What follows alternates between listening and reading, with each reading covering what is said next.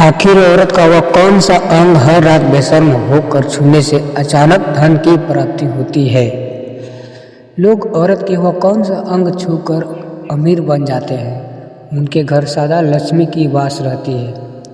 यह कथा धर्म और अध्यात्म के गहन अर्थों को समझाने का प्रयास है, जिसमें न केवल श्री कृष्ण के उपदेशों को प्रस्तुत किया गया है, बल्कि उनके गूढ़ अर्थों को भी उजागर किया गया है। कथा का उद्देश्य यह समझना है कि जीवन में प्रेम, सम्मान और आध्यात्मिक ऊर्जा के महत्व को किस प्रकार अपनाया जा सकता है। द्वारका में एक दिन भगवान श्री कृष्ण अपनी रानी रुक्मणी के साथ बैठे थे। वे अत्यंत आनंदित मुद्रा में थे। तभी उनके परम भक्त उद्धव वहां आए। उद्धव ने भगवान से प्रश्न किया, हे प्रभु, संसार में धन, वैभव और समृद्धि प्राप्त करने का रहस्य क्या है? क्या इसमें केवल बाहरी साधनों का ही महत्व है या इसके लिए कोई आध्यात्मिक उपाय भी है? श्री कृष्ण मुस्कुराए और बोले, उद्धव, यह प्रश्न केवल धन और वैभव तक सीमित नहीं है। यह जीवन में संतुलन, प्रेम और आध्यात्मिक ऊर्जा को समझने से जुड़ा है। इस पर मैं तुम्हें एक कहानी सुनाता हूँ। भगवान कृष्ण ने उद्धव को एक कहानी सुनाई। श्री कृष्ण ने कहा, एक समय की बात है जब पृथ्वी पर एक निर्धन ब्राह्मण और उसकी पत्नी एक छोटे से गांव में रहते थे। वे अत्यंत धार्मिक और सदाचारी थे, लेकिन निर्धनता ने उनके जीवन को कठिन बना दिया था। उनकी पत्नी लक्ष्मी ने हमेशा भगवान पर विश्वास रखा और अपने पति को प्रेरित करती रही। ब्राह्मण प्रतिदिन जग, पूजा और जप करता था, लेकिन उसे अपने परिवार की स्थिति को सुधार का कोई उपाय नहीं सूझ रहा था। एक दिन उसने भगवान श्री कृष्ण का ध्यान किया और उसने प्रार्थना की, हे प्रभु, कृपया मुझे मार्ग दिखाए। मैं धर्म के मार्ग पर हूँ, लेकिन जीवन की कठिनाइयों से मुक्त होने का कोई उपाय नहीं देख पा रहा हूँ। उस रात ब्राह्मण ने स्वप्न में भगवान श्री कृष्ण को देखा। उन्होंने ब्राह्मण से कहा, तुम्हारे जीवन की कठिनाइयों का उत्तर तुम्हारे ही घर में है। तुम अपनी पत्नी के प्रति अपने व्यवहार पर विचार करो।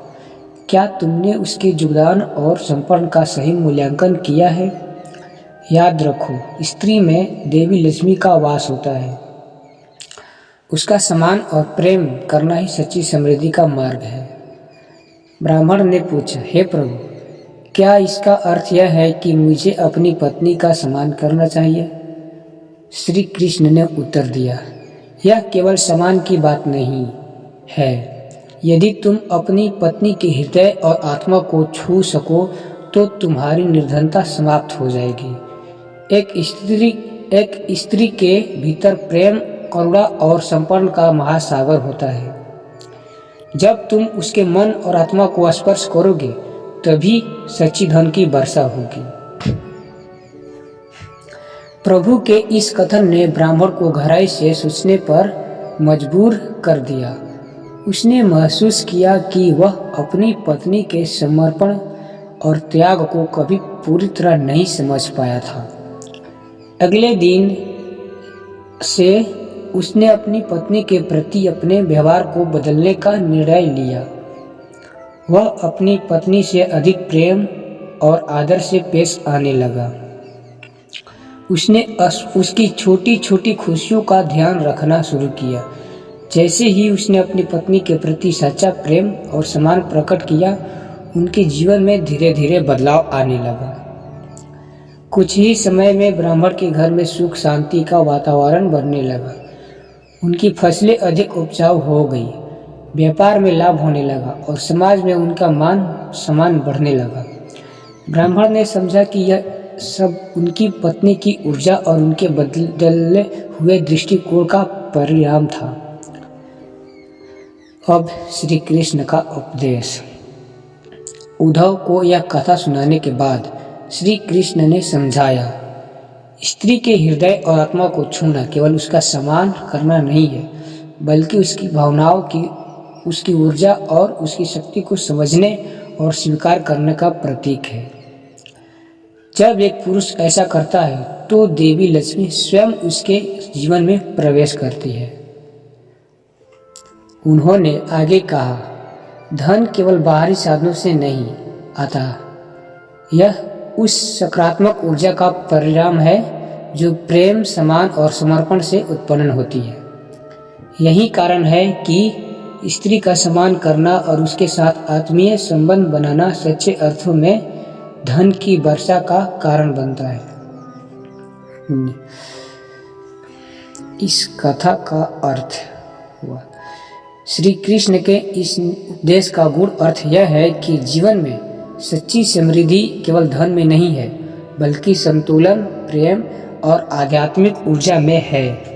जब हम अपने रिश्तों में सम्मान, प्रेम और करुणा लाते हैं तो जीवन अपने आप समृद्ध और आनंदित हो जाता है। यह कथा हमें यह भी सिखाती है कि हर व्यक्ति के जीवन में धन का अर्थ अलग हो सकता है। यह भौतिक वस्तुओं के साथ साथ आंतरिक संतुष्टि और पारिवारिक आनंद को भी समाहित करता है। जब हम स्त्री या अपने जीवन साथी का सम्मान करते हैं और उसे समझते हैं तो हम अपनी चेतना को उच्चतर स्तर पर ले जाते हैं। यही सच्ची समृद्धि है। तो हेलो दोस्तों, प्लीज़ यदि ये कहानी पसंद आए तो मेरी चैनल को सब्सक्राइब करें और आप सभी को इस चैनल पर इसी प्रकार की कंटेंट देखने को मिलती रहेगी। तब तक के लिए धन्यवाद। मिलते हैं अगली नेक्स्ट वीडियो में।